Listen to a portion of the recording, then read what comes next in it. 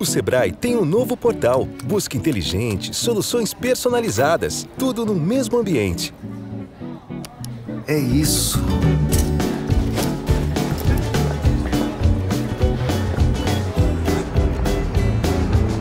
Acesse de onde você estiver. Fácil, simples, direto ao ponto. Sebrae, especialistas em pequenos negócios.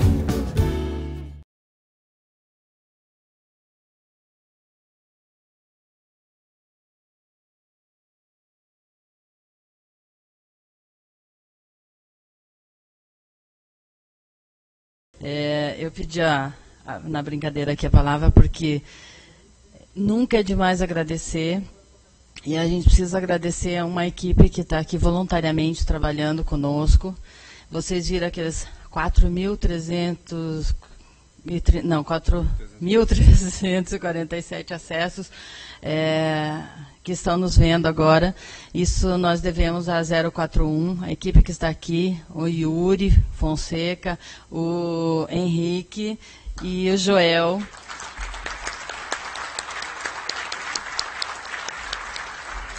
Realmente, né, eles ficaram 2 dias aqui tentando conseguir o acesso à internet para essa região, e eles deram um jeito, se viraram, conseguiram, e a gente está no ar. E eu também quero agradecer muito a área de jornalismo da ANAB, principalmente a jornalista Marilis, que está aqui com a gente. Ela está fazendo ao vivo e a cores toda a transcrição do que está acontecendo e já está colocando na mídia. Eu não peguei aqui, mas o Douglas acabou de me entregar o clipping de tudo que a ANAB fez sair na mídia aqui em Brasília e na região. É um caderno enorme com todas as notícias do nosso evento.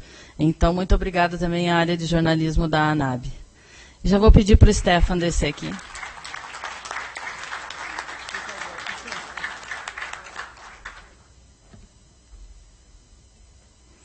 Muito bem, obrigado, Rony. É importante, né, dar esses destaques aos nossos parceiros.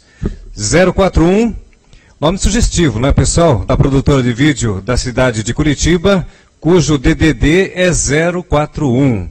Produtora 041 Vídeo. Parceiros do Observatório Social.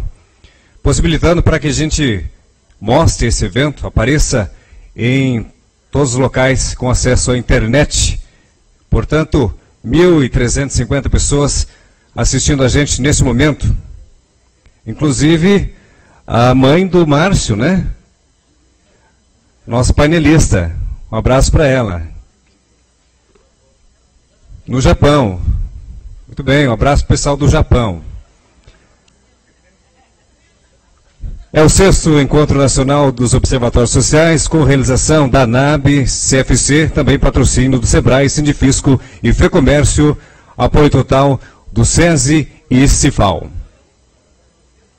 A cada dia percebemos o nascimento de novas organizações e movimentos de combate à corrupção em favor de um Brasil melhor. Entendemos que seus propósitos só serão alcançados quando os esforços e as ações estiverem sintonizadas e unidas. Assim, convidamos algumas dessas organizações para um bate-papo e a proposição de alianças estratégicas para fortalecer o controle social no Brasil, com o apoio dos órgãos oficiais controladores. A rede USB já dispõe de uma gama de parceiros estratégicos que muito contribuem para o sucesso da atuação dos observatórios sociais. Entre elas, a CGU, o Ministério Público, alguns tribunais de contas estaduais, o Conselho Federal de Contabilidade, a ANAB, o Sindifisco Nacional, o SESI Paraná e o Sebrae. Apresentamos como mediador deste painel o presidente do Observatório Social de Belém e um dos vice-presidentes do Observatório Social do Brasil, o contador e servidor do Ministério Público do Pará, senhor Ivan Silveira da Costa. Podemos aplaudir. E como painelistas, a senhora Diele Menezes, coordenadora da ONG Contas Abertas.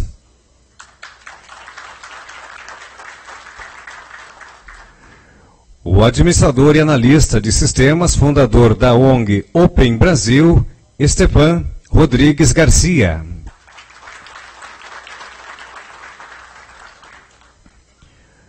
Também o representante da ENCLA, Estratégia Nacional de Combate à Lavagem de Dinheiro, o senhor Roberto Biasoli. Não esqueci ninguém dessa vez, ok? Lembramos que cada painelista tem, no máximo, 15 minutos para a sua apresentação e, ao final, teremos 20 minutos para as perguntas e também encaminhamentos. Com a palavra, o mediador Ivan Silveira da Costa. Obrigado, boa tarde. Essa é uma palestra de extrema importância, um painel de extrema importância, porque eu costumo falar que, para fazer o mal, a gente sempre articula e forma a máfia, né? Então, a oportunidade de formar uma bênfia, uma organização que promova o bem, e surge aqui. Então, eu gostaria de apresentar os nossos novos membros da Benfia, que estão como painelistas, e eu tenho certeza que vão trazer muitas informações importantes e oportunidades de atuação integrada. Eu gostaria de apresentar aqui o Dr. Roberto Biasoli. Ele é formado em Direito em 1999, né, pela Universidade Mackenzie.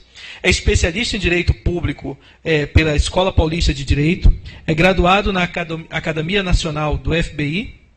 Delegado da Polícia Federal, lotado na Superintendência do Amazonas, e atualmente está cedido para o Departamento de Recuperação de Ativos e Cooperação Jurídica Internacional, onde exerce a função de coordenador geral da Secretaria Executiva da ENCLA. Nós temos também a Diele Menezes, né, que é graduada em jornalismo e pós-graduada em gestão de comunicação. Há 4 anos, ela é coordenadora da ONG Contas Abertas, na área de jornalismo, comunicação e projetos. Eu sou um fã da ONG Contas Abertas, curto, compartilho muitas informações e a gente vê um trabalho muito bonito que foi feito e repercutido nacionalmente. E aqui nós temos também o Esteban Rodrigues Garcia. Seja bem-vindo, Esteban.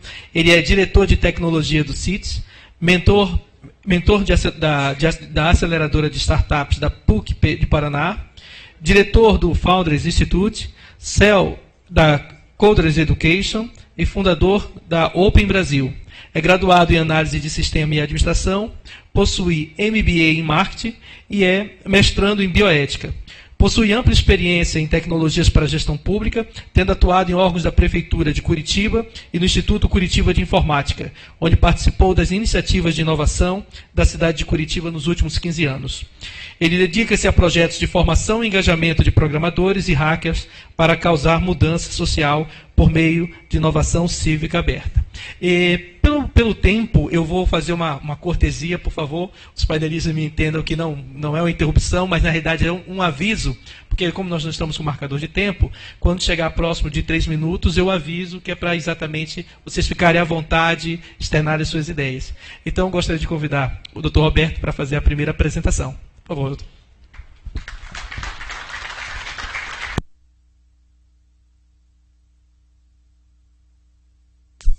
Agora sim. Boa tarde a todos. Agradecer ao Observatório pelo convite, saudar aqui meus colegas de painel e parabenizar os senhores pelo trabalho que realizam. Né? A gente na ENCLA, alguém aqui já ouviu falar nessa tal de ENCLA aí? Que ilustre desconhecida, né? Eu vou apresentá-la para vocês hoje. Não sei se alguém puder pôr a apresentação aqui, senão eu vou falando mesmo assim.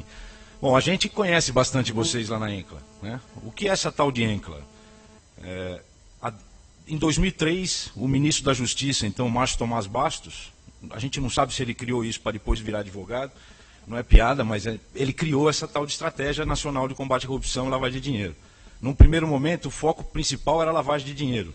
A nossa lei é uma lei de 98, né, e naqueles primeiros anos da lei, a gente verificou uma baixa efetividade de condenações, de investigações envolvendo lavagem de dinheiro. O ministro teve a ideia de colocar na mesma mesa, e por mais absurdo que pareça, isso nunca tinha acontecido antes, mais ou menos 27 órgãos que têm relação com o tema. Então sentaram polícias, ministérios públicos, Poder Judiciário, Tribunal de Contas, Controladoria Geral da União e vários outros órgãos e começaram a debater os principais problemas do país e buscando soluções para o aprimoramento. Está aí já. Acho que agora eu consigo mostrar aí na tela que me ajuda para lembrar das coisas. Então, o que a gente diz aí, que foi criado em 2003, uma articulação inédita entre os órgãos públicos, que não existia, senhores, né? É tudo mais ou menos na base do ofício.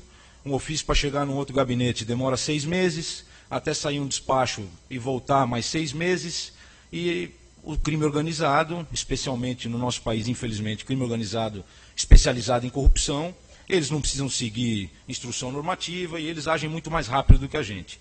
Então a ideia foi colocar todo mundo numa mesma mesa e passar a discutir ações concretas, né, que pudessem aprimorar o sistema de prevenção e combate, naquele momento só a lavagem de dinheiro. Assim foi feita uma reunião em novembro do ano de 2003 e se formou essa estratégia. Até hoje, todos os anos, em novembro, nós temos uma reunião que a gente chama de reunião plenária, e mais de 60 órgãos, inclusive da sociedade civil, participam dessa reunião, trazendo ideias de ações que podem vir a se concretizar no ano seguinte ou nos anos seguintes. E é sobre ela que eu vou falar um pouco dentro desses 15 minutos que eu tenho aqui. É muita informação para passar em pouco tempo, mas eu acho que é uma excelente oportunidade de, pelo menos, trazer o conhecimento dos senhores do que é essa tal de estratégia. Então, o departamento que eu estou cedido atualmente atua como Secretaria Executiva da ENCLA. Em 2006, com o fortalecimento, a criação e o fortalecimento da CGU, o tema corrupção passou a fazer parte da agenda da ENCLA. A ENCLA nasceu com um C só, porque era a Estratégia Nacional de Combate à Lavagem de Ativos, né, ou lavagem de dinheiro. Hoje ela tem o segundo C, que é o C da corrupção, de combate à corrupção e lavagem de dinheiro, né, e esse tema, infelizmente, é o crime antecedente de lavagem mais importante no nosso país. A lavagem de dinheiro nasceu com a preocupação de coibir o crime de tráfico de drogas, quando tinha lá Pablo Escobar, aquela época da década de 80. No nosso país, o crime antecedente de lavagem mais importante é a corrupção. Nós estamos falando de corrupção, alguns tentam distanciar a corrupção de violência, de crime de colarinho. Corrupção é um dos crimes mais violentos que a gente tem, é um dos crimes que mais causa dano social. E acho que os senhores estão cansados de saber disso, eu também estou. Aqui são alguns dos órgãos que fazem parte da estratégia, não coube todo mundo aí na tela, mas só para os senhores terem uma ideia. A Agência Brasileira de Inteligência, a Advocacia Geral da União, tem associações de juízes, de delegados federais, de magistrados, de procuradores de Estado, Banco Central do Brasil, a Câmara dos Deputados, Conselho Nacional de Justiça, Conselho de Justiça Federal, Controladoria Geral da União, e por aí vai, vários ministérios públicos, algumas secretarias de alguns ministérios chaves, como Secretaria de Orçamento e Finança, do Ministério do Planejamento, enfim, são mais de 60 órgãos e entidades que fazem parte da estratégia e que sentam nessa reunião plenária, que eu comentei com os senhores, aí eu trouxe só uma ilustração para ver como é que funciona. A reunião de novembro é mais ou menos dessa forma, uma mesa em U. Para controlar isso aqui não é fácil, né? O mais interessante disso, não está previsto em lei, não está previsto em decreto, não há burocracia, e talvez por isso que funcione, né? Não existe hierarquia, o Ministério da Justiça coordena, porque alguém tem que arquivar os documentos, alguém tem que chamar as reuniões, mas não existe hierarquia. Então, um delegado senta à mesa com um juiz, com um procurador da República, e todo mundo se trata da mesma forma. Não é um juiz presidindo uma audiência, não existe. Todo mundo tem direito a voto. Mais importante de tudo, todas as decisões são tomadas por consenso. E consenso não significa unanimidade, a gente não conta voto. Todo mundo tem que estar de acordo com a decisão que a plenária ou os grupos de trabalho vão tomar, senão a decisão não vai adiante.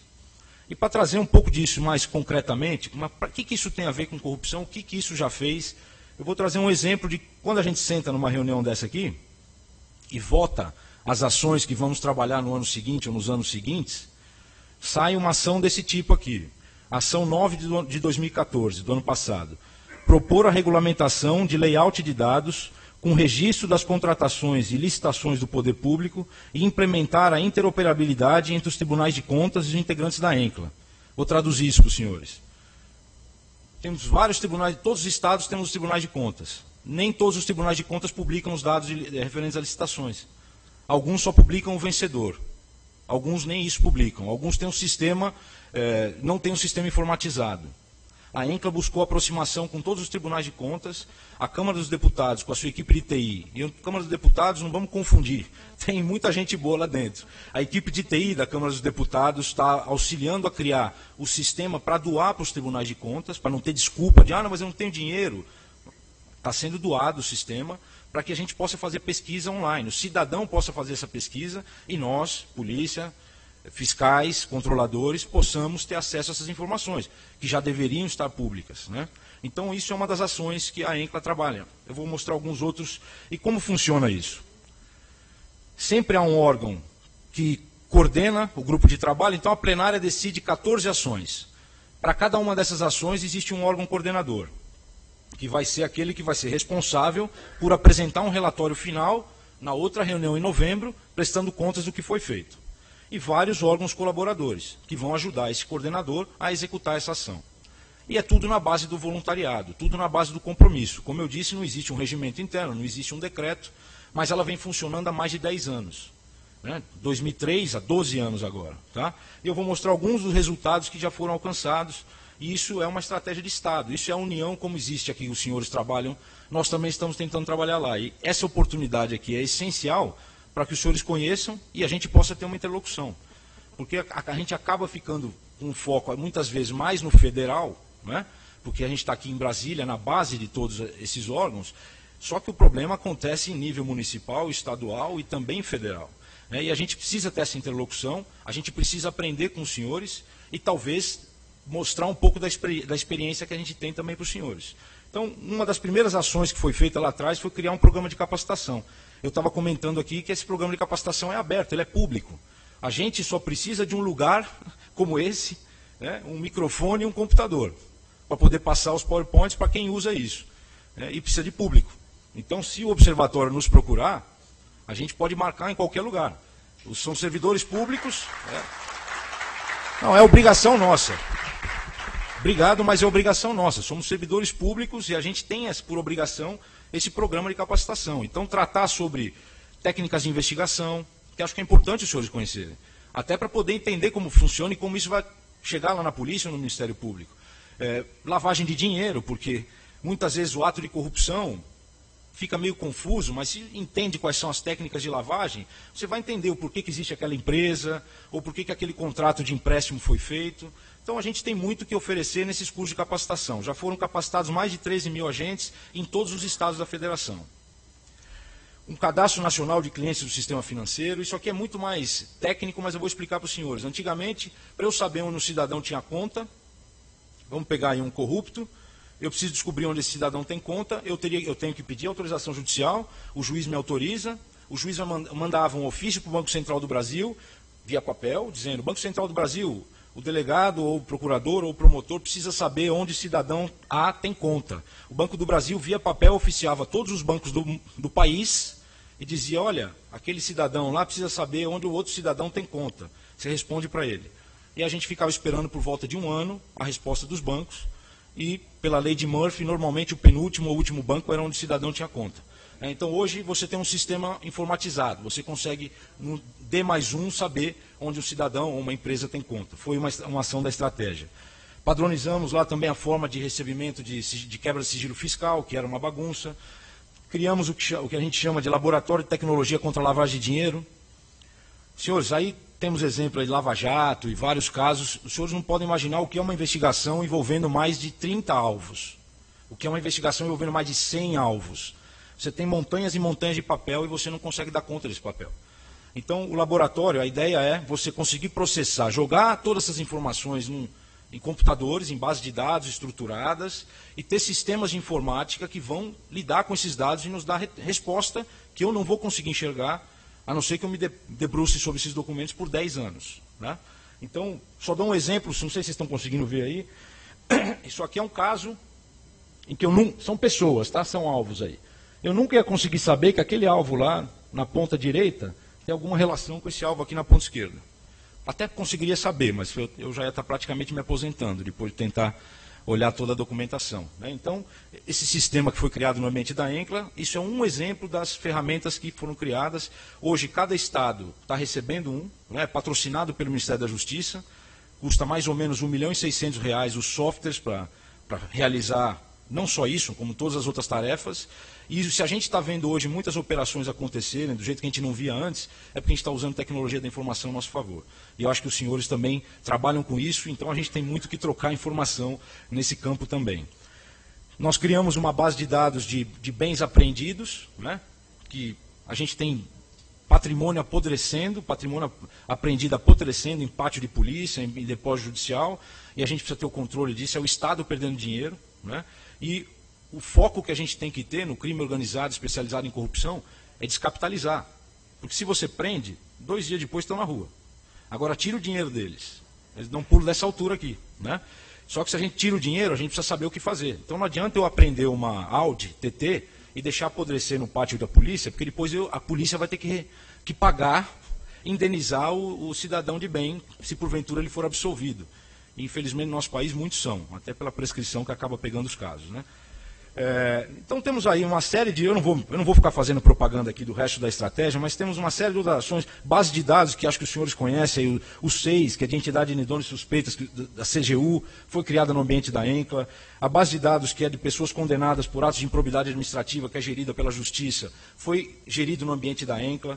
Então eu queria apresentar para os senhores isso que praticamente ninguém conhece, né? Até é bom, porque quando tem muita propaganda, parece que não, né? A gente não precisa de muita propaganda. Eu gostaria que os senhores buscassem lá no site do Ministério da Justiça informações sobre estratégia, conhecessem as ações que a gente já trabalhou, são mais de 200 ações desde o começo. Eu não estou lá desde o começo, eu cheguei agora em 2010, né? Eu estava lá no Amazonas como delegado federal e vou voltar a qualquer momento, né? Mas por enquanto eu estou à frente dessa estratégia, junto com o meu chefe, o delegado Ricardo Saad, que é o diretor do nosso departamento. Mas a gente é temporário ali, mas nesses 5 anos muita coisa foi produzida, leis, a lei de crime organizado, nova lei de lavagem de dinheiro, saiu tudo da ENCLA, e nós estamos esse ano trabalhando, eu vou mostrar 5 ações desse ano, se puder trocar aí, por favor, o slide pelo arquivo em Word, só para mostrar as ações de corrupção desse ano. Quanto tempo eu tenho? 3 minutos, é o bastante. Será que ele está na escuta ali? Só um pouco, só foi baixada a apresentação aqui. Olha, não tem problema. Então, eu queria mostrar as ações que foram pactuadas na plenária de novembro. São 14 ações. A gente tem, mais ou menos metade delas tem foco em lavagem de dinheiro, que são assuntos extremamente técnicos, né? E tem metade dessas ações são pautadas no tema de corrupção. Então, lá no site do Ministério da Justiça, se puser no Google, ENCLA, com 2 Cs, ações, ENCLA, Ministério da Justiça, vai direto, o primeiro link que vai aparecer ali é o da estratégia. Então, os senhores vão poder ter acesso às ações que nós estamos trabalhando esse ano. E o que eu deixo aqui de proposta, já me antecipando, aproveitando que eu tenho mais 2 minutos, é que a gente tenha uma articulação, que a gente comece a se comunicar. Nós estamos de portas abertas lá, eu sou o coordenador da Secretaria Executiva, e seria muito interessante ouvir dos senhores o que de proposta nós poderíamos levar a plenário, o que poderíamos trabalhar lá. Que tem muita coisa que a gente ignora, eu ignoro, do dia a dia. Eu trabalhei muito com vários casos de corrupção do município de Manaus, mas sempre com o foco federal, né? Então é muito importante conhecer a realidade dos senhores e a gente poder trocar essa informação. A minha parte de informação é o que eu convido os senhores a visitar o site e ter acesso a tudo que a gente já produziu nesses últimos 12 anos. E aí os senhores falam, olha, tem muita mais coisa que vocês têm que fazer. A gente sabe disso. Ajuda a gente a ver qual é o melhor caminho, ou se a gente está muito desviado da realidade de um município, de um estado, e a gente vai ser muito feliz em poder trabalhar juntamente. E, mais uma vez, colocar à disposição o nosso corpo de professores para poder capacitar em temas de investigação, controle e fiscalização de corrupção e lavagem de dinheiro. Então agradeço imensamente a oportunidade e estou à disposição dos senhores aqui para continuar os debates.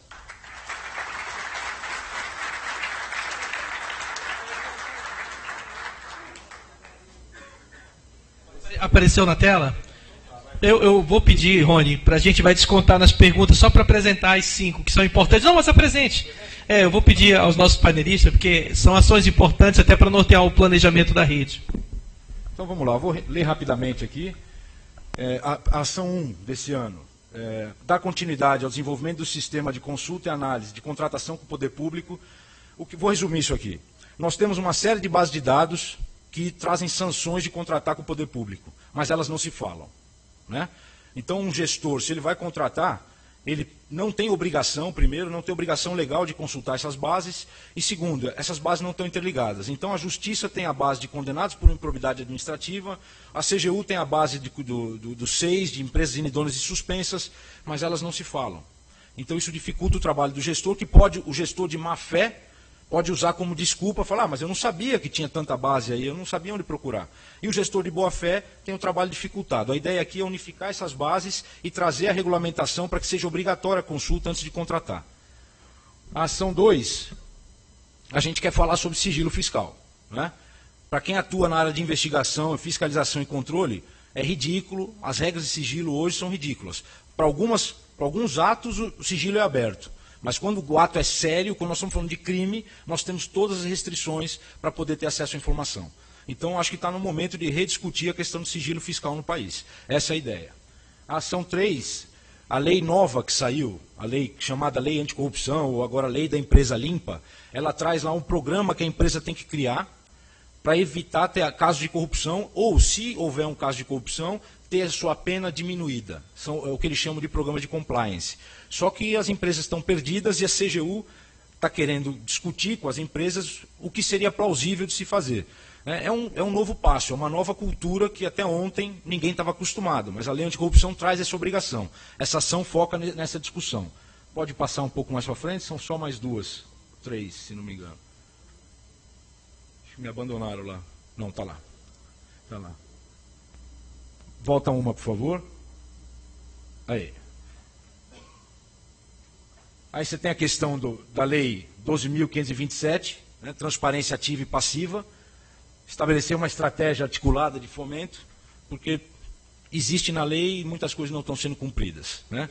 Então a CGU está aí coordenando, buscando criar uma estratégia para forçar esse cumprimento.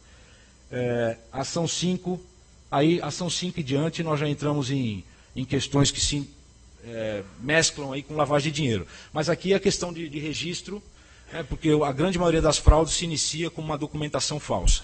Então, mas o que isso tem a ver com corrupção? Tem a ver que as empresas são montadas com documentação falsa e até você descobrir quem é que está por trás dessa empresa é muito difícil. Então, mas daqui para frente as ações ficam bem mais técnicas e tratam muito mais de lavagem de dinheiro. Mas os convido a conhecer as ações dos anos anteriores, desde 2003, especificamente em 2005 em diante, que começa a se falar mais do tema corrupção, para saber o que está sendo feito por uma estratégia de Estado, por servidores públicos que estão unidos, trabalhando na base também muitas vezes do voluntariado, porque você tem suas atribuições, fora suas atribuições, eles colaboram aí com a estratégia. Tá? Então conheça esse trabalho e vê no que a gente pode trabalhar conjuntamente. Obrigado aí mais uma vez pelo tempo.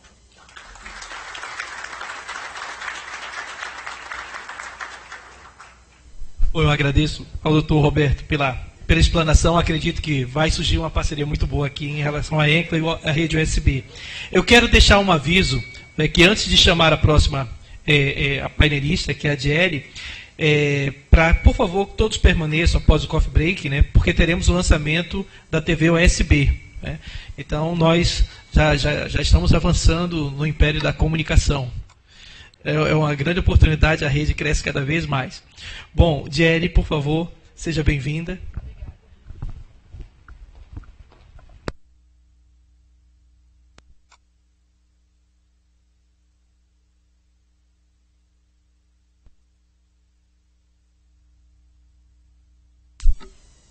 Boa tarde a todos, é um prazer estar aqui representando Contas Abertas e com a ENCLA, a UP Brasil, que a UP Brasil acompanha há menos tempo, a ENCLA que acompanha mais, desde da lei de lavagem de dinheiro, a gente está um pouco por dentro do que vocês estão fazendo lá. Bom, vamos direto ao ponto, que só tenho 15 minutos, né? O Contas Abertas trabalha com a transparência pública nas contas do governo federal. Eu acho que talvez vocês fossem ver na gente um alento. Eu queria falar que a gente passa pelos mesmos problemas que vocês passam nos municípios, no nível federal, é lógico.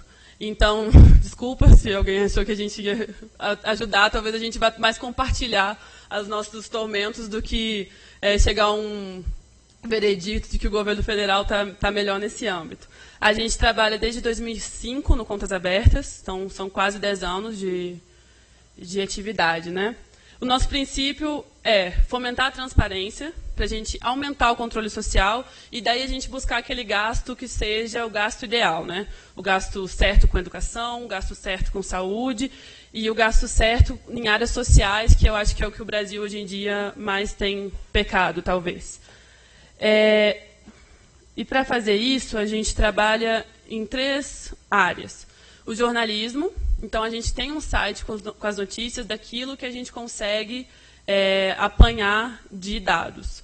O meu trabalho como jornalista na ONG é basicamente traduzir para o maior e de forma acessível para as pessoas o que um dado, que às vezes é jogado para a gente, quer dizer. Que a gente tem uma dificuldade desse sentido também, né? Que às vezes tem o dado, mas o dado não é da maneira como a gente gostaria, o dado não é de fácil acesso, você tem que ter uma formação nessa área para poder fazer.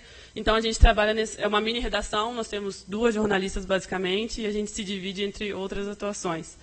E o Contas Abertas capacita.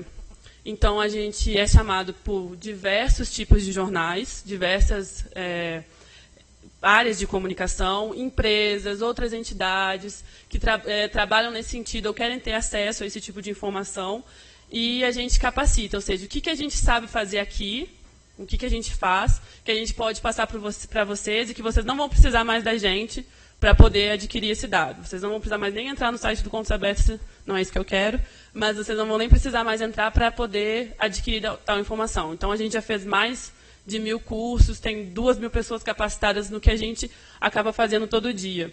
E consultoria, porque a gente não recebe dinheiro público, de maneira alguma. Então, quando a gente é chamado por uma comissão, por exemplo, agora a gente foi chamado pelo governo do Distrito Federal para poder passar o que a gente quer de transparência por aqui, o que a gente acha que está faltando, o que não está bom, o que já está bom, mas precisa melhorar. E todo o nosso acompanhamento disso é baseado no que a gente tem para oferecer. Então, o que a gente faz para ganhar dinheiro, podendo oferecer assim e ser imparcial em relação a determinado governo, os nossos dados interessam a muitas pessoas.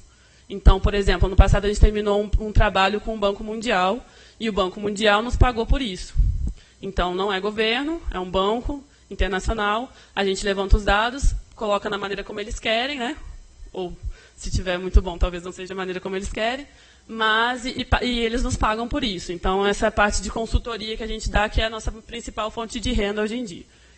Bom, o Contas Abertas, o site tem cerca de 13 mil acessos por semana, e já atingiu mais 16 milhões de acessos durante esses anos. A gente é muito citado em matéria, porque como a gente basicamente vende o nosso dado, né? Então, isso interessa a grande imprensa, isso interessa quem está fazendo esse tipo de cobertura. E hoje a gente tem quase 30 mil pessoas no Facebook, e no Twitter também alguns 26 mil seguidores. E nós somos a única ONG brasileira que participou das últimas 3 convenções da ONU de combate à corrupção. Isso é muito importante, porque a sociedade civil internacional está muito mais organizada do que a nossa. Então, quando você chega lá fora, eu tive a oportunidade de ir ao Panamá em 2013, você chega lá fora, você tem uma noção de como essa estratégia que a gente está tanto falando aqui, ela é necessária. Porque lá a sociedade civil já sabe o que eles querem, né? Eles já estão dentro da pauta, então eles têm um problema ainda de inclusão, porque alguns países como o Irã, China, travam essa discussão, obviamente, mas eles já estão muito mais articulados nesse sentido. E é importante para a gente ver como isso funciona, como pode dar certo o que a gente está fazendo aqui, né? E o prêmio é esse de Faz a Diferença, de 2007, e o UNDC também nos premiou. Bom, por que a gente trabalha muito em cima desse dado? Por que a transparência é importante e por que no Brasil a gente precisa tanto disso? O Brasil tem 24,6 mil pessoas para cada um auditor. Na Holanda, esse número é de 900 pessoas para cada um auditor. Olha como a gente está para trás. Nosso país é continental, né? Então a gente precisa de pessoas como vocês que possam fazer isso, e para vocês fazerem o trabalho que vocês pretendem fazer, tem que ter transparência, isso é básico. Bom, não é de todo mal, né? De 91 para cá, a gente teve um crescimento muito grande da transparência no país e dessa coisa do controle social. Aqui já era uma das pessoas que trabalham com a gente, e o senador Suplicy ofereceu a senha do CIAF, que era, na época, inacessível, para esse jornalista, o Marcos Rosa, e ele, em 91, conseguiu contrapor a Rosiana, na época, né? E ele simplesmente, o Suplicy, foi muito penalizado dentro da Câmara dos Deputados por conta disso. Como que você passa a senha para dizerem que a gente está fazendo alguma coisa errada? Isso não pode, né? Então, coitado, né?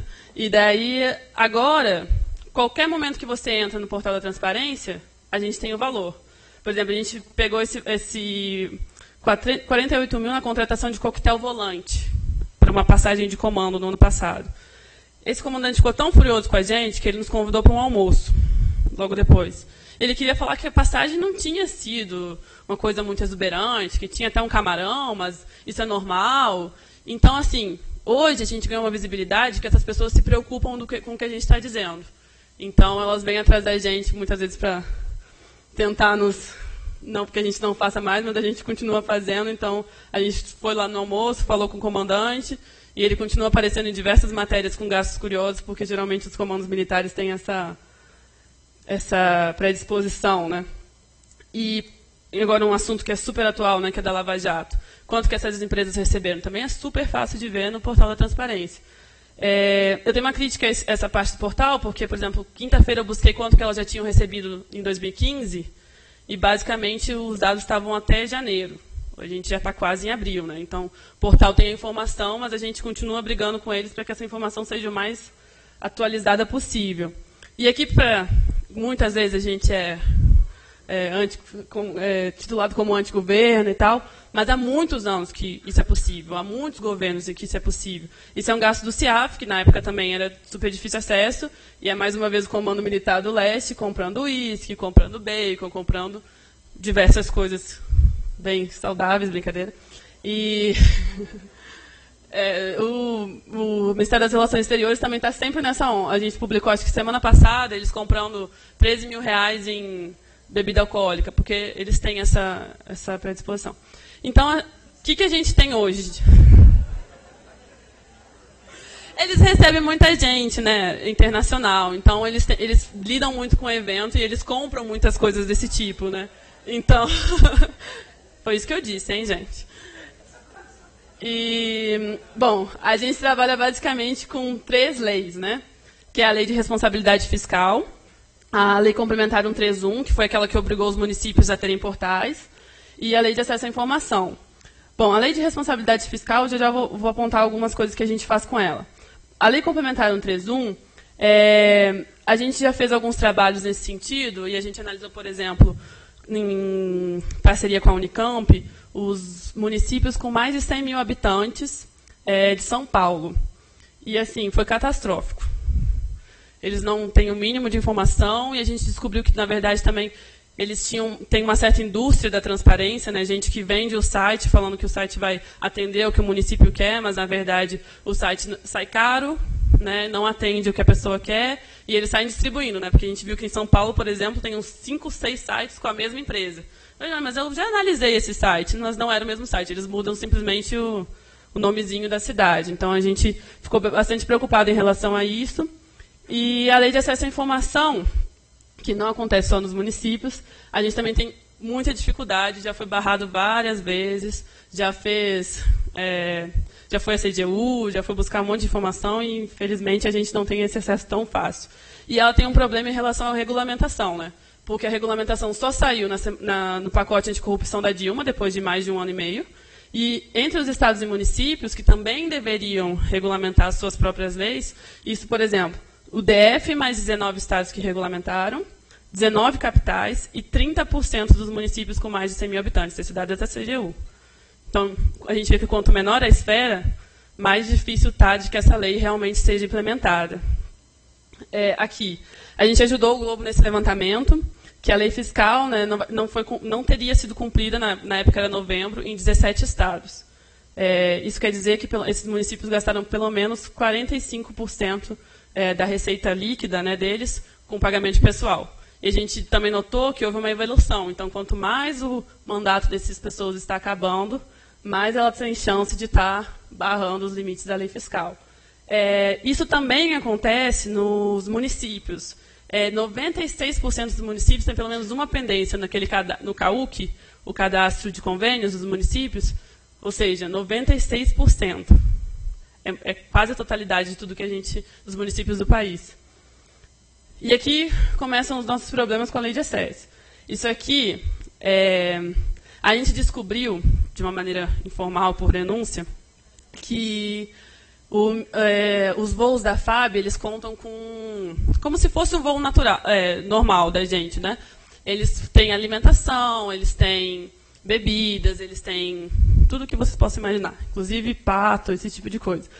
E a gente pediu pela lei de acesso à informação acesso ao contrato com a empresa que fornece esse tipo de alimentação. E o Ministério da Fazenda nos negou, né, o contrato dizendo que era sigiloso, que esse tipo de informação não se dava, enfim. Só quero saber o que o ministro está comendo, gente, no avião, entendeu?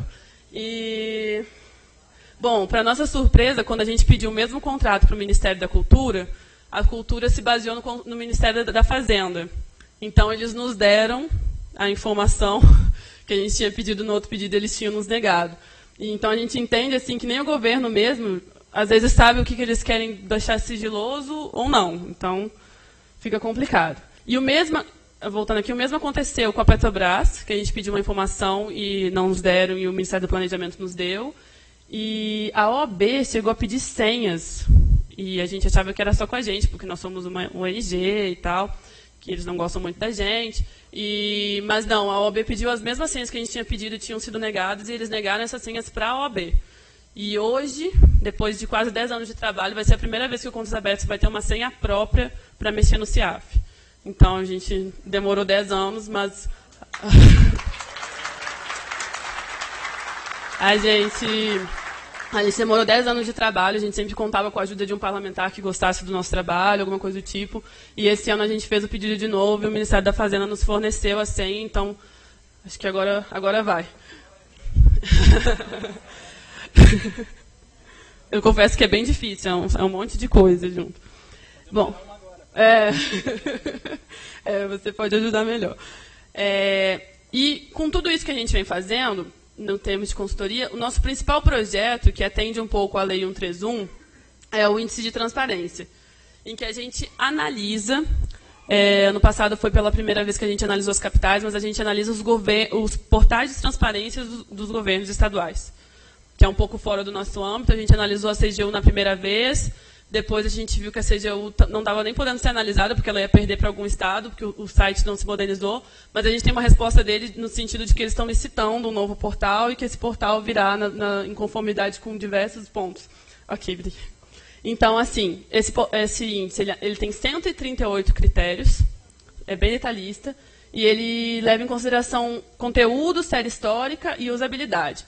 Essa é a porcentagem atual, que a gente atualizou em 2014. Mas o que a gente tem notado, e a gente faz isso de 2 em 2 anos, é que hoje em dia, esses portais, pelo menos, já têm todas as informações, né? Eles vêm com uma série histórica boa, um conteúdo bom, só que eles pecam muito na usabilidade. Então, o nosso próximo passo nesse sentido é monitorar, dar mais importância à usabilidade ainda, para que as pessoas não tenham só informações brutas, né, informações, mas que elas possam mexer nisso e tirar dali algum proveito efetivamente. Já estou acabando. Bom, tem outras coisas que a gente também vai estar pensando em implementar, que não adianta só ter informação, você tem que ter interação. Então, como é que um portal, hoje em dia, pode mexer diretamente com a pessoa? Tem que ter um aplicativo, essa pessoa pode fazer essa denúncia por um aplicativo, mas tem um buraco na minha rua. Então, a gente também vai estar pensando, a gente está fazendo essa atualização esse ano, em fazer esse tipo de mudança, né, na avaliação do índice. Bom, essas são as notas dos estados. Espírito Santo tem um portal muito bom, não sei se tem gente do Espírito Santo aqui, mas o portal deles é realmente tem bastante informação e é muito fácil. E no caso das cidades, não estou conseguindo chegar daqui, é Recife, tanto Pernambuco quanto Recife tem portais muito legais. E daí eu reforço um pouco o que o Roberto disse, que eu acho que o que falta um pouco para a gente é essa interação, né? Às vezes me ligam lá no Contas Abertas e dizem assim, mas aqui no meu município está acontecendo tal coisa, o que eu posso fazer? Depois que eu conheci o observatório, eu falo, vê se tem um observatório social aí no seu município. Né? Porque a gente aqui lida com o federal, então para a gente é muito difícil chegar na ponta. Né? Então, como é que vocês podem fazer isso? Né? Então, eu acho que a gente tem que se unir, sim. Eu me deixo à disposição também o Contas Abertas, a gente passa esses critérios para a sociedade civil tranquilamente, os critérios do índice. A gente talvez tenha um pouco mais de dificuldade, porque a gente precisa de dinheiro para ir, dinheiro para voltar, esse tipo de coisa, mas a gente está disponível para quem tiver interesse de conhecer bem o índice, de conhecer um pouco mais do nosso trabalho. Muito obrigada mais uma vez pelo convite, espero que tenha sido esclarecedor.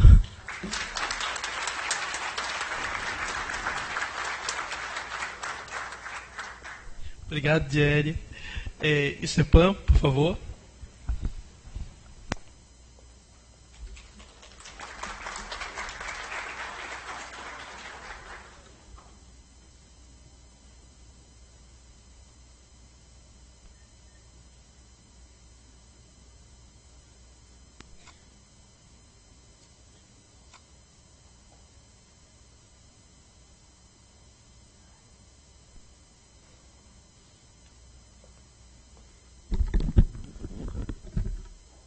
Boa tarde. Meu nome é Stefan Garcia. Estou muito feliz de estar aqui com vocês. E eu acabei de ser muito transparente com vocês. Talvez não no código correto. A propósito, não tem nenhum surdo aqui? Códigos. Tudo é baseado em códigos. Códigos. 0 e 1. Eu fui muito transparente com os senhores no início da minha fala. Talvez alguém tenha me entendido. Talvez alguém tenha me entendido parcialmente. Talvez alguém só tenha achado engraçado. Poxa, que cara, mané. O mundo funciona assim. As informações, elas estão o tempo todo codificadas. E eu sou um hacker. Eu quebro códigos. Mas o que é um hacker? Se me permitem, eu vou ler para vocês. Informática hacker é um indivíduo que se dedica com intensidade incomum a conhecer e modificar os aspectos mais internos de dispositivos, programas e redes de computadores. Graças a esses conhecimentos, um hacker frequentemente consegue obter soluções e efeitos extraordinários que extrapolam os limites do funcionamento normal dos sistemas, como previstos pelos seus criadores, incluindo, por exemplo, contornar as barreiras que supostamente deveriam impedir o controle de certos sistemas e acesso a certos dados. Agora eu vou dizer para vocês que, além de ser um hacker da informática, eu sou um civic hacker. Eu sou um hacker cívico. E eu vou trocar agora os termos e eu quero saber quantos hackers cívicos nós temos aqui. Em gestão pública, hacker é um indivíduo que se dedica com intensidade incomum a conhecer e modificar os aspectos mais internos da política e da gestão pública. Graças a esses conhecimentos, um hacker cívico frequentemente consegue obter soluções e efeitos extraordinários que extrapolam os limites do funcionamento normal dos sistemas, como previstos pelos seus governantes, incluindo, por exemplo, contornar as barreiras que supostamente deveriam impedir o controle de certos sistemas e acesso a certos dados. Quem aqui é um hacker cívico? Isso é o Open Brasil. O Open Brasil não começa aqui no Brasil, ele começa 5 anos atrás nos Estados Unidos, num projeto chamado Code for America. Jennifer Palka reuniu os hackers para fazer aquilo que eles mais detestavam, trabalhar para o governo. Eu trabalhei muitos anos na prefeitura de Curitiba e nós recebíamos em torno de 500 ataques por dia de hackers. 500 ataques diários. Eu acredito que vocês já devem ter visto vários sites fora do ar, vários sites hackeados. O hacker consegue fazer tudo muito rápido. Agora, você chamar esse hacker, que já é uma pessoa indignada por natureza, que tem um pensamento diferenciado, para trabalhar para governo, de graça, e com código aberto, foi isso que aconteceu. Ela começou a reunir pessoas para criarem soluções para outras pessoas. É cidadão criando solução para cidadão.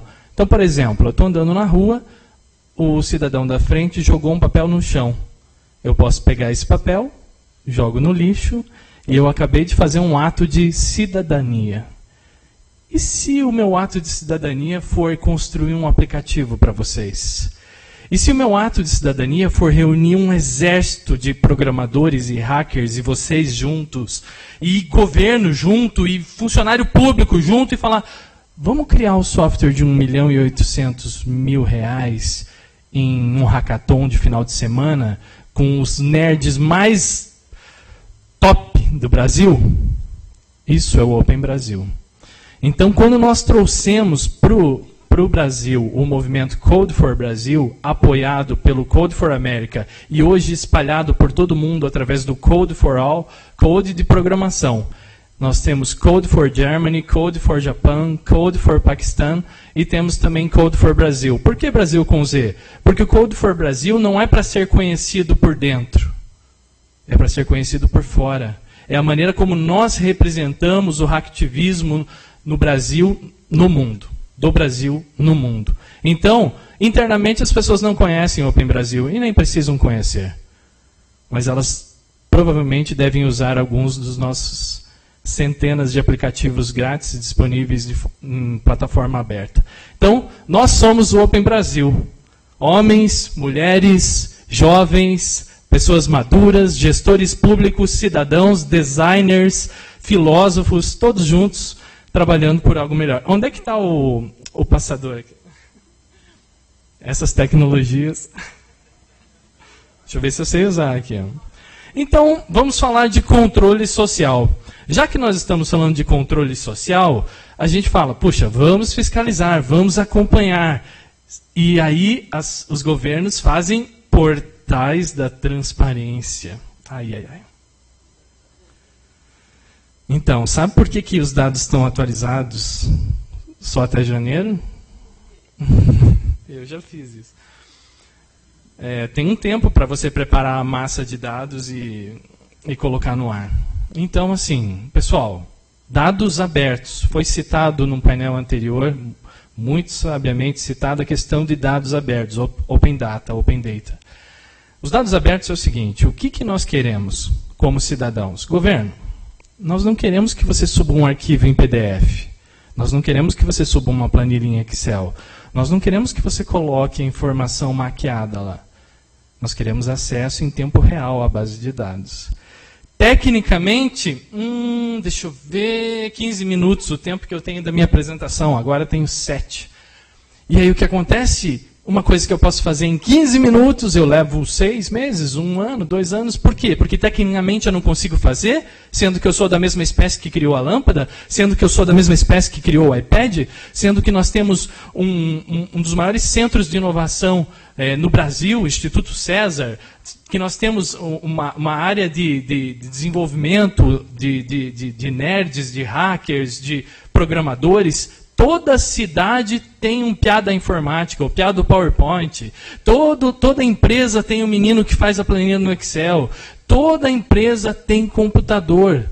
E agora imagine se esses computadores fossem desligados agora. Pá! O que seria de nós? Será que teria luz? Se desligassem os computadores da empresa que fornece luz? Será que teria água? Será que nós viramos reféns daquilo que nós criamos? Então, o que acontece? Nós pegamos e chamamos essas pessoas para serem cidadãos. E como cidadãos, nós construímos algo diferente. O que é o Civic Hacker? Somos Civic Hackers. Não somos anônimos, não usamos máscaras, temos rosto, nomes, perfis e atitude. Seria muito legal eu trazer uma máscara de V de vingança aqui para vocês, ou fazer um vídeo na internet e falar, nós somos anônimos. Em Brasília, 19 horas. Show. Matei minha vontade. Então, pessoal, não é fácil a gente ver o pessoal fazer essas baboseiras de nós somos anônimos, nós não somos a favor disso, nós não somos a favor daquilo. É um direito. Mas chegou um momento em que a gente pensou, para que usar minha voz para protestar contra o governo, se eu posso usar as minhas mãos, ao invés de usar a minha voz, e criar as soluções do século XXI de governo? Tudo que vocês falaram até agora, imagine uma parceria onde o Open Brasil começa a servir cada um de vocês com centenas ou milhares de aplicativos com código aberto para serem espalhados por todo o Brasil, para serem espalhados por todo o mundo. Invadir sistema é fácil. Eu sempre falo para os hackers iniciantes, invadir o sistema, o site da prefeitura. Isso é fácil, todo mundo invade. Agora, resolve o problema deles. Como assim? Resolve o problema deles. O cidadão liga, eu estou com um problema aqui, eu preciso resolver um problema. Resolve o problema deles, cria uma solução, cria uma ferramenta, cria uma metodologia, cria um aplicativo. e coloque isso num repositório público para que qualquer cidade do Brasil, são 5.700 municípios, que podem usar e ser beneficiados dessa solução. Isso é um verdadeiro hacker. Isso é atitude. E isso é o que nós estamos trabalhando. Na construção de governos por pessoas para o século XXI. Qual o nosso objetivo? Ampliar e reforçar a forma como os cidadãos participam do seu governo. Nós queremos ter uma participação muito maior do que a de fiscalizar. Por quê? Porque eu sou o dono. Quando eu tenho a mentalidade de cidadão que eu sou o dono e que o servidor público verdadeiramente é meu funcionário, e eu como empreendedor, quando um funcionário meu não está fazendo algo adequado, eu vou e faço para ele. Eu não fico só fiscalizando ele, eu mostro para ele, olha, assim funciona. Por quê? Porque eu sou muito interessado. Então, quando nós nos colocamos no papel, tenho 3 minutos, quando nós nos colocamos no papel de dono, cidadão com empowerment, com empoderamento, nós fazemos uma mudança no nosso mindset, na programação da nossa mente. E aí você não vê mais o governo como alguém que tem que te servir. Você começa a entrar num processo onde você começa a servir o seu próximo. E não é isso que Jesus diz? Ama o teu próximo como a ti mesmo. E que maneira melhor de amar o nosso próximo do que servir, do que fazer, do que resolver. E é por isso que eu digo para vocês, é uma honra estar aqui. Porque eu sei que cada um de vocês está fazendo isso. Vocês não estão fiscalizando porque vocês são chatos. Vocês não estão fiscalizando porque vocês querem pegar no pé de alguém. Vocês estão servindo. Vocês estão abrindo mão do tempo de vocês, de qualquer outra coisa. Todos nós estamos aqui abrindo mão de um dia para estar servindo o outro cidadão e a nós mesmos. E como que nós fazemos isso? Nós fazemos isso através de programa de voluntários. Como vocês trabalham aqui com voluntários, nós também temos hackers, programadores, designers, analistas, professores, voluntários. Nós temos uma rede de parceiros, que nós esperamos que todos vocês façam parte dessa rede de parceiros. A nossa rede de parceiros é internacional, porque como nós fazemos parte de uma instituição internacional, tudo isso repercute por todo o mundo. E nós trabalhamos com startups cívicas. Então, as startups são as empresas emergentes, são as empresas que criam soluções em pouco tempo, com resultados muito rápidos. E nós estamos fortalecendo as startups cívicas por meio do nosso programa de aceleração, que é o próximo item ali. E nós criamos em cada uma das cidades laboratórios de inovação cívica para que esses hackers cívicos, que incluem vocês, possam se reunir e discutir junto com o governo quais são as soluções que devem ser desenvolvidas pelos programadores. E aí nós temos a cereja do bolo, que todo mundo ama. Eu espero que vocês tenham a oportunidade de participar de um e também fazer parte de um hackathon. Hackathon é o seguinte, nós pegamos um problema, chamamos em torno de 120 hackers, desenvolvedores, programadores, técnicos, e nós falamos assim, vocês têm 2 dias para criar a solução. E aí você dá coca e pizza para eles. Gente, faz um milagre isso daí. Você dá coca e pizza para eles e em 2 dias você consegue gerar mais de 50 aplicativos, 50 soluções. É muito forte isso. Então, o Open Brasil se oferece para cada um de vocês para levar um hackathon na cidade de vocês.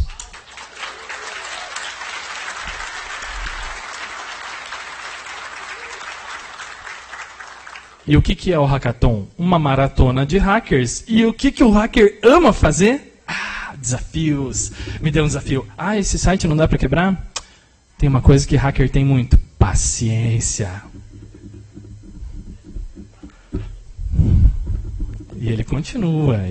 Então, quando você cria o hackathon, ele olha para o cara do lado e fala,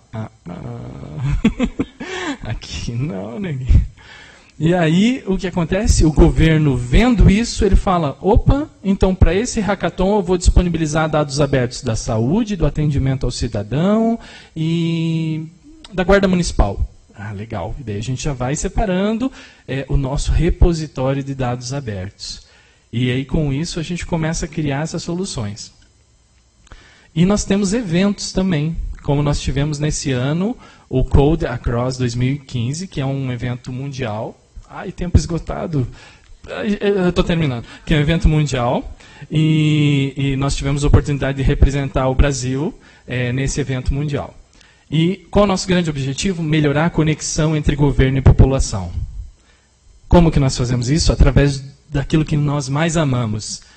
Números. Zeros e uns e tudo mais. Governo mais civic hackers, que somos nós, com a mentalidade alterada, igual a força organizadora para engajamento cívico, rede de voluntários com consciência cívica, habilidades técnicas inovadoras no governo, web mobile como plataforma para governo, web mobile para serviços comunitários, uso de dados abertos, projetos que fortalecem a comunidade e desenvolvimento urbano baseado no conhecimento. Gente, eu como cidadão agora, eu saio da cidade digital, saio da cidade inteligente e venho para a cidade do conhecimento, onde agora eu sou um agente ativo no desenvolvimento e no governo. Eu sou o novo governante, eu sou o novo presidente do Brasil. E ninguém precisa me eleger por isso, porque eu sou cidadão. Eu sou dono de tudo isso daqui. E isso é fantástico. Então, nossa meta, criar um repositório de aplicativos para que seja utilizado por todo o Brasil e alterado para cada região, dados abertos com auxílio das prefeituras, brigadas do Open Brasil espalhadas, desenvolvendo software e aplicativo. Cada uma das cidades brasileiras.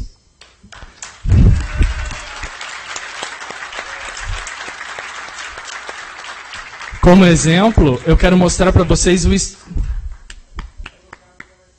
Show. Como exemplo, eu quero mostrar para vocês uma coisa divertida que vem através da gamificação. A gamificação é o seguinte, quem disse que precisa ser chato ser cidadão? As pessoas entram no site da prefeitura porque elas precisam, não porque elas querem.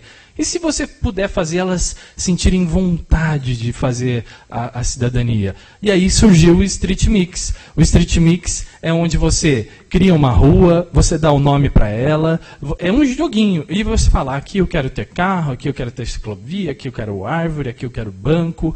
E aí o que acontece? As prefeituras podem falar assim, puxa, vamos fazer uma reforma naquela rua, vamos fazer um processo de cocriação com os cidadãos, para que os cidadãos possam dizer como que deveria ser aquela rua, e o maior venha e a gente escolha aquela rua, cidadão cocriando com o governo.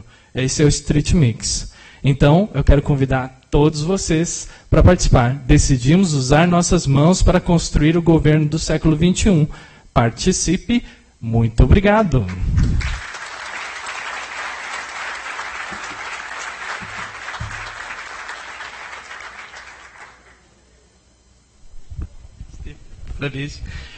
Realmente, esse painel, já vejo várias pessoas perguntando, eu não sei se, por favor, preencham e mande para cá, mas eu já queria logo de saída fazer uma provocação, até o presidente Ater está aqui, com a ENCLA. A oportunidade de nós fazermos uma reunião, porque vocês precisam de muita informação. Então, nós temos mais de 80 observatórios que poderiam repassar dados importantes para a atuação local, uma vez que a corrupção está em todas as esferas, né? Então, essa é a proposta, e exatamente atuarmos em conjunto no fortalecimento das metas, que, como foram colocadas aí, são todas relacionadas ao interesse dos observatórios. A Dieri, só o fato que ela compartilhou a trajetória de contas abertas mostrou para a gente que daqui, pelo menos em 10 anos, nós vamos ter acesso também ao nosso sistema nas prefeituras, a nossa senha. Mas, brincadeiras à parte, eu acho que vocês podem sim, a gente pode ajudar muito no que diz respeito ao fortalecimento das ações de vocês, a repercutindo o trabalho que a Contas Abertas faz, que é muito importante. Cada observador desse aqui é um ativista, tanto no mundo virtual quanto também no mundo real, e pode colaborar muito com o aumento da comunicação. E Stefan, eu fiquei realmente impressionado. E o Elias não resistiu, já pediu logo para Sorocaba. Eu ia falar na condição de mediador, eu ia pedir. Já chegou mais rápido. Na realidade, Estevam, então a gente conte com a direção do observatório e a gente vai fazer todo o esforço. Os observatórios têm toda uma parceria com as universidades e também com os jovens fora da universidade que tem todo esse potencial. E com certeza vai ser uma grande oportunidade a gente atuar com esse trabalho brilhante que vocês fazem. Eu tenho aqui uma pergunta para a Diele, né? De que forma a ONG Contas Abertas pode ajudar a capacitação dos observatórios, Diele? Bom, geralmente o que a gente lida é muito parecido com o que acontece no município, né? Numa maneira um pouco menor. Então, assim, se o seu portal tem acesso, tem como a gente passar, porque às vezes as pessoas ainda não estão capacitadas na maneira como devem buscar aquela informação, muito menos no que é aquela informação. Então, por exemplo, quando eu falo com você sobre execução orçamentária, na minha cabeça já vem que é a maneira como o governo vai pagando, e que primeiro o dinheiro é empenhado, depois o dinheiro é liquidado, e depois o dinheiro é pago, que tem restos a pagar. Talvez muita gente tenha ficado perdido, né? Então, como é que você vai buscar essa informação lá, se a gente não tem nem a primeira parte? Então, a gente tem todo esse conteúdo e a gente passa, sim, e a gente pode ajudar. Talvez não diretamente no portal, porque cada um tem a sua realidade, mas na formação de como vocês podem ir buscar a informação no portal de cada um, com certeza a gente tem muito a contribuir. Obrigado, Diele. Então, é uma oportunidade que nós vamos, com certeza, fazer essa parceria com vocês. Chegou uma pergunta aqui para o Roberto, e eu vou repassar para ele poder dar a contribuição. A pergunta aqui se refere ao pacote anticorrupção recém-anunciado, né? E se as medidas trazem atenuações ou são mais rigorosas.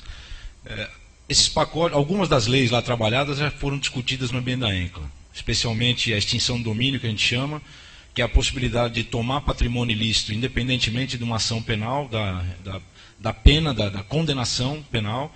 Só dando um exemplo, o cidadão aparece com uma Ferrari, né, e a declaração de imposto de renda dele, ele tem 12 mil reais por ano. Né? O cidadão, servidor público, né, ou dono de uma empresa, isso não está muito correto. Então o Estado, não é que o Estado vai tomar, e a gente tem que ter cuidado também, porque nós somos cidadãos, né? Então as ferramentas têm que ser equilibradas, o Estado vai demonstrar que existe uma incompatibilidade entre patrimônio e renda, e o cidadão sortudo vai ter que demonstrar a origem desse patrimônio. Se ele não conseguir demonstrar a origem desse patrimônio, esse patrimônio pode ser perdido para o Estado. Tá? Então, independentemente de haver um crime correlato, porque a grande dificuldade nossa, às vezes, do ponto de vista investigativo, é comprovar um cartel, por exemplo. Né? Se você não está na reunião em que o cartel está acontecendo, fica muito difícil de fazer a prova na justiça. E quando você está falando de justiça e privação de liberdade, a prova ela tem que ser sem sombra de dúvida. Então o trabalho da investigação é muito complicado. A gente está tentando tirar a questão do patrimônio do âmbito penal, para facilitar a gente, o que eu falei aqui, descapitalizar as organizações criminosas. Então, é uma lei que está nesse pacote, é um trabalho que a ENCLA vem realizando há um tempo, a gente entende, isso é um instituto que existe em vários outros países, a gente entende que isso pode trazer benefícios. O enriquecimento ilícito do servidor público, a penalização disso, também é um crime que a gente acha que tem que ser incluído no nosso sistema penal, que é o mesmo exemplo que eu dei aqui, como é que um servidor público tem um patrimônio em desacordo com o salário que recebe.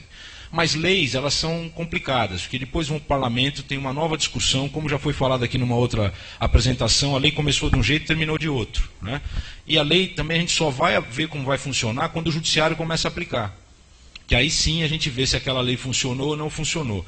O que eu acho mais importante de tudo isso, na verdade, é o governo ter tomado à frente, esses projetos estão parados lá há alguns anos, né?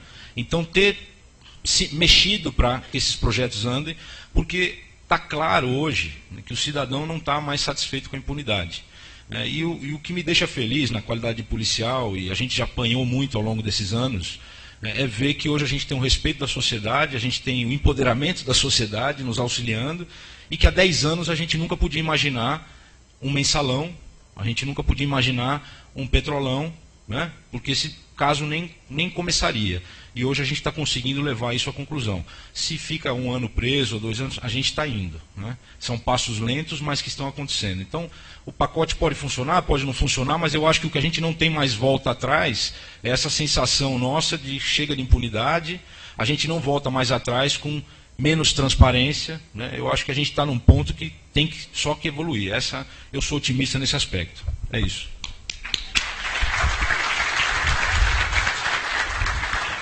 Obrigado, Roberto. Nós vamos encaminhando ao final e eu gostaria, assim, em relação a essas provocações, começando com o Stefan, para ele responder e fazer as considerações finais, depois a Diele e o Roberto, exatamente nisso. Stefan, como é que nós, na sua visão, como é que nós poderíamos fazer para, em rede, articularmos e abrirmos essas 5.700 brigadas de grandes cidadãos? E para a Diele, fica a pergunta, Diele, como a gente poderia trabalhar assim no médio prazo, como nós poderíamos nos aproximando, né? A gente sabe dos desafios que vocês têm, e para o Roberto, a possibilidade de incorporar essa rede, não só a rede observatório, mas também outras redes, na discussão e no planejamento, porque os órgãos públicos, como vocês não são apenas servidores que estão ali naquele fórum, na realidade vocês, além de servidores, são cidadãos extremamente comprometidos com a causa. Então, por isso, vocês são aliados nossos e nas medidas e no trabalho, no tempo que vocês investem, a gente quer efetivamente materializar essas ações. Porque vocês têm as limitações funcionais, mas nós temos a liberdade, a capacidade e o poder que o cidadão possui. Então, vou passar para o Stefan.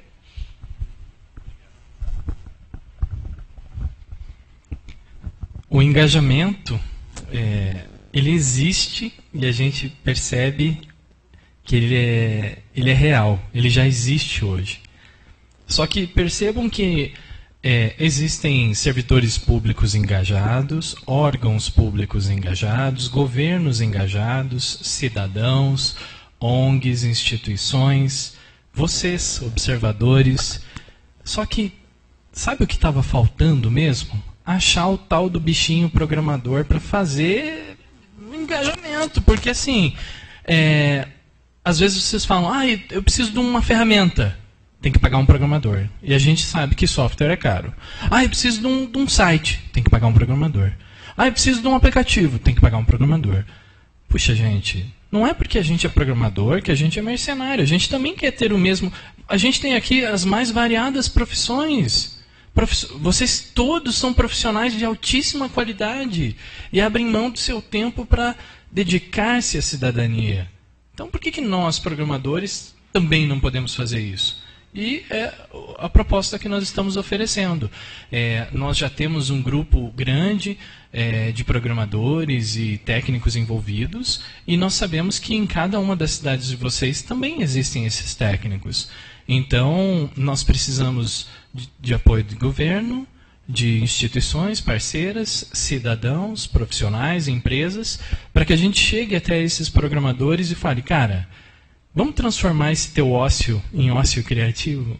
Vamos trabalhar junto? E daí a gente faz isso de uma maneira divertida, gostosa. Os nossos laboratórios de inovação, a gente faz uma caverninha hacker mesmo, assim, bem legal para o pessoal estar trabalhando. Então, o que a gente precisa é de aproximação, é ter a oportunidade de nós levarmos essa mentalidade para programadores do Brasil inteiro, para que eles possam ajudar vocês, como observatório, como o que for, mas o que o Open Brasil busca é ser um exército de programação em prol do bem, porque a gente acredita nisso, cidadãos construindo governo para outros cidadãos. Muito obrigado.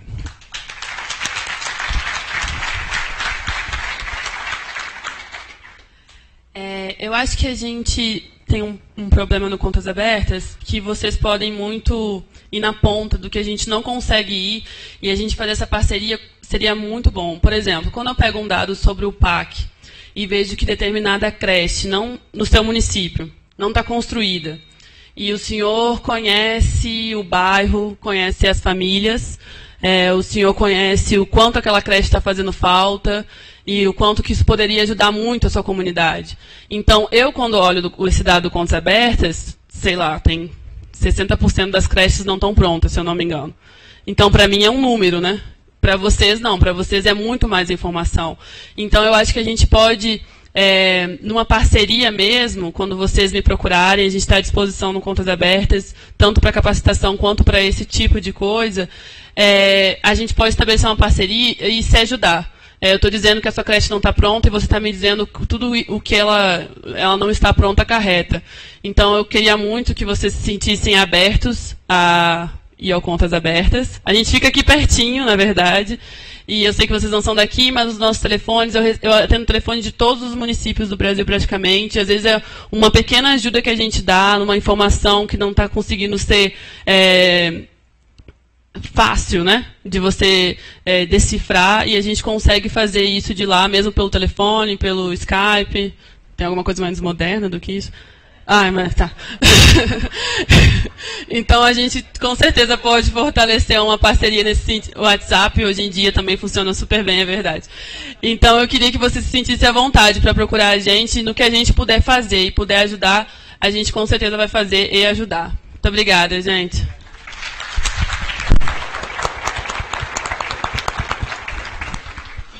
Bom, para finalizar, aqui tinha uma última pergunta. Se há algum projeto de lei no Congresso que pretende tirar a autonomia da Polícia Federal. Que eu conheça não, e reza a Deus para que não apareça nenhum. Mas se aparecer, ajude-nos a não deixar que isso vire, né? Existe uma discussão nossa de ter mais autonomia, de ter um orçamento próprio, de poder tomar decisão onde a gente vai gastar, enfim, mas isso são outros 500. Mas por enquanto ainda deve ter um monte lá tentando derrubar, mas não tiveram coragem ainda de pôr isso às claras, né? Mas vamos ficar vigilantes. E para finalizar aqui a parceria de ENCLA com os observatórios, eu acho que a gente inicia nosso planejamento para a plenária de novembro em julho e começam reuniões temáticas de corrupção e de lavagem de dinheiro, né? Eu acho que o Observatório Brasil poderia fazer uma articulação com os demais, buscar essas propostas. Aí os senhores teriam que conhecer um pouco mais do material que tem lá, que eu mostrei muito rapidamente aqui, para saber o que já foi feito, né? E tem muito que se fazer, né?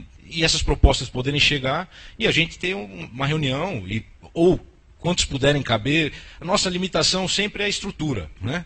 Dinheiro, né? Então, se a gente tiver uma estrutura, eu estou à disposição, como Secretaria Executiva, o diretor também à disposição, para a gente poder discutir e levar isso à plenária, né?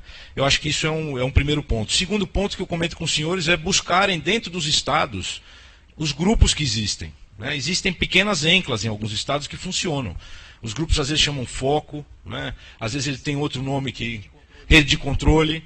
Então, a articulação com esses grupos também é muito positiva, porque facilita muito. O que no fim das contas é a ENCLA e todos esses fóruns, é a confiança que começa a ser gerada no olho, né? Então, o servidor público conversar tranquilamente com o cidadão, né? Tirar as armas, perder o medo e começar a ter uma troca franca de informação. Esse é um grande ganho. Então, busquem essas redes locais, né, que muita coisa pode acontecer, e eu conheço casos concretos que saíram dessa articulação, dessa interação. Por fim, a questão do curso, repito, nosso único problema é a estrutura, né? Mas eu tenho uma rede de professores, de especialistas da CGU, da Polícia Federal, do Tribunal de Contas, juízes, promotores, enfim, que podem comparecer aos lugares e proferir palestras sobre os mais variados temas. Questão de crime, de lavagem, de corrupção, como se faz a investigação, quais são as maiores tipologias de corrupção em âmbito federal, que com certeza se repetem. Enfim, estamos à inteira disposição. O nosso e-mail é encla@mj.gov.br, mas isso está no material e é isso que eu tenho que deixar. Meu trabalho é esse atualmente e eu estou à inteira disposição dos senhores, o que puder a gente fazer em conjunto. E muito obrigado. Obrigado. Obrigado, Luiz. Bom, eu passo a palavra ao cerimonial e agradeço a atenção de todos e todas nesse painel e agradeço aos painelistas que enriqueceram muito essa tarde de hoje. Muito obrigado para vocês. Só espera um momentinho. Eu só queria dar um pitaco e dizer que esse é o papel do Observatório Social do Brasil, né? Organizar essas alianças para que o trabalho de vocês na ponta seja cada vez melhor.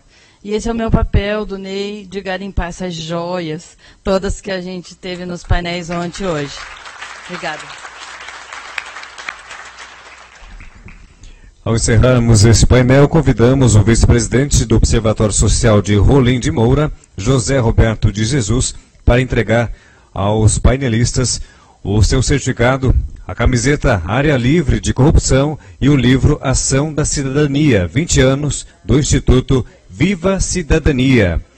Agradecemos aos integrantes desse painel por seu interesse e disposição em estar conosco, trabalhando em parcerias estratégicas tão importantes para o trabalho dos observatórios sociais. O nosso muito obrigado à senhora Diele Menezes, Stefan Rodrigues Garcia, Roberto Biasoli e também ao mediador Ivan Silveira da Costa.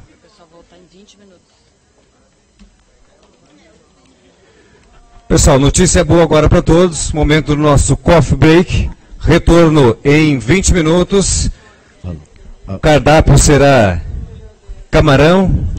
Vocês são privilegiados, hein? Coca com Até pizza. veio prestigiar. Muito bem, gente. Retorno então em 20 minutos. Agora é 5 horas e 5 minutos.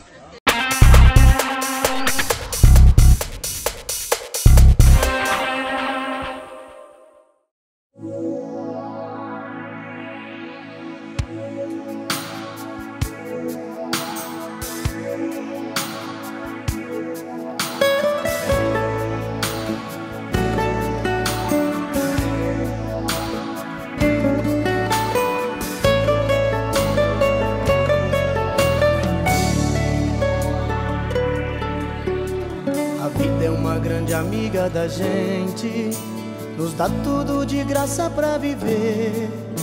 Sol e céu, luz e ar, rios e fontes, terra e mar. Somos os herdeiros do futuro e pra esse futuro ser feliz vamos ter que cuidar bem desse país.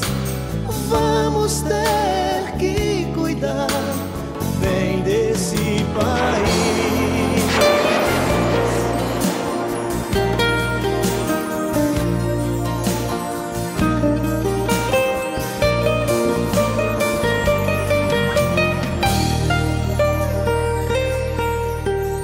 A vida é uma grande amiga da gente, nos dá tudo de graça pra viver.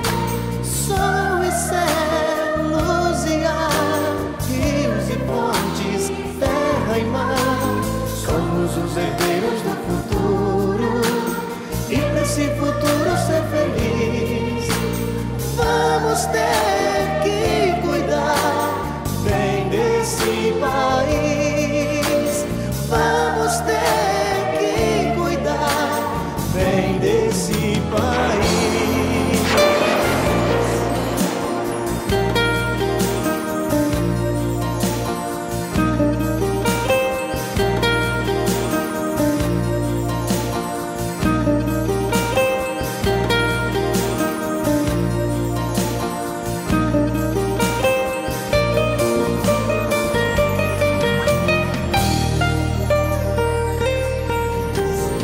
Vamos ter que cuidar bem desse país. Vamos ter que cuidar bem desse país. A vida é uma grande amiga da gente. A NAB. Faça parte você também desta grande família.